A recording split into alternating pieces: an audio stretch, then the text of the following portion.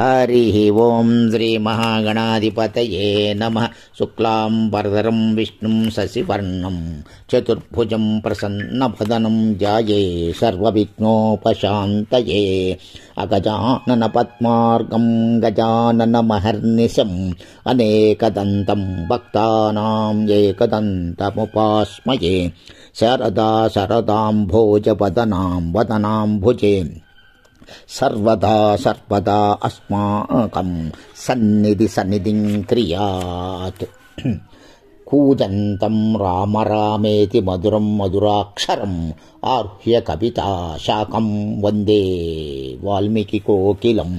యత్ర యత్ర రఘునాథ కీర్తనం తత్ర తత్ర కుష్టమస్తకాంజలిం.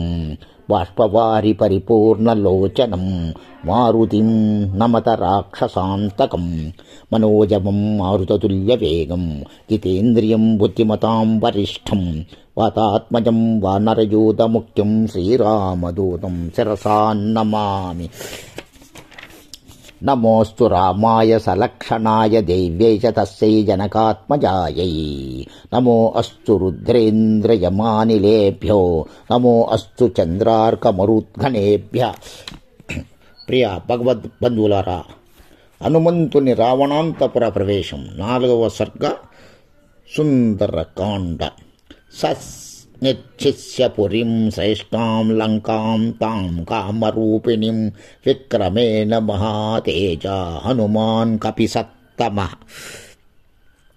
మహాపరాక్రమశాలి తేజస్వి వానరశ్రేష్ఠుడు అయిన హనుమంతుడు కామరూపిణి పురశ్రేష్టము అయిన లంకను జయించాడు.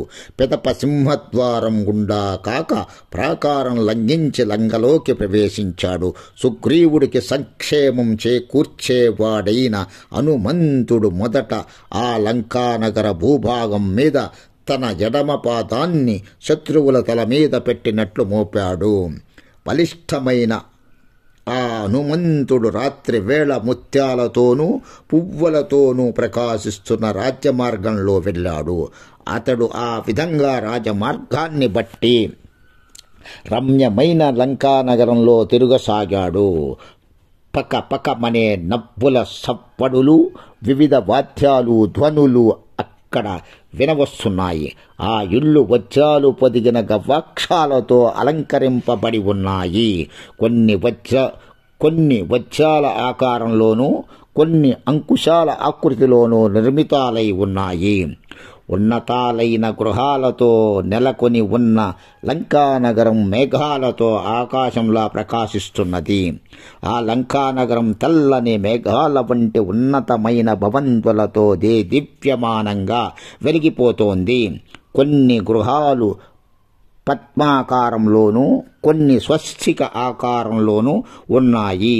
కొన్ని గృహాలు వర్ధమాన లక్షణంతో ఒప్పారుతున్నాయి. ఆశ్చర్యం గొల్పేవి మంగళప్రదాలు అయిన ఈ భవంతులు యావత్తు లంకానగరంలో విస్తరించి ఆ నగర శోభను ఇనుమడింపజేస్తున్నాయి.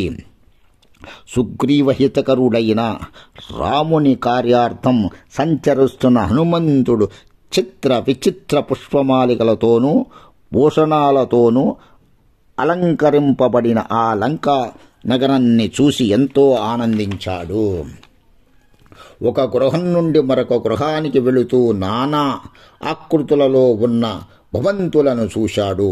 స్వర్గంలోని అప్సరసల మదనవతులైన స్త్రీలు వక్షం కంఠం శిరస్సులచే స్థానాలను బట్టి మంద్ర మధ్యమ తారా స్వరాలతో మధురంగా ఆలపించే గీతాలు వినవచ్చాయి.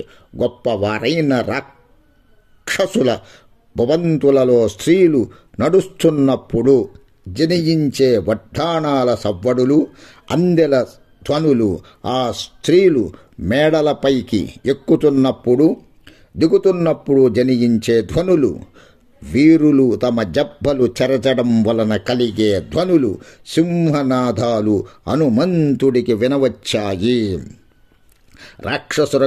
రాక్షసుల గృహంలో జపం చేసే వారి మంత్రాలను హనుమంతుడు విన్నాడు. వేదాధ్యాయన నిరతులైన రాక్షసులను చూశాడు. రాక్షసునిపై రావణునిపై స్తోత్రపాఠాలు వల్లిస్తూ గర్జిస్తూ ఉన్న రాక్షసులను అతడు చూశాడు. హరి ఓం.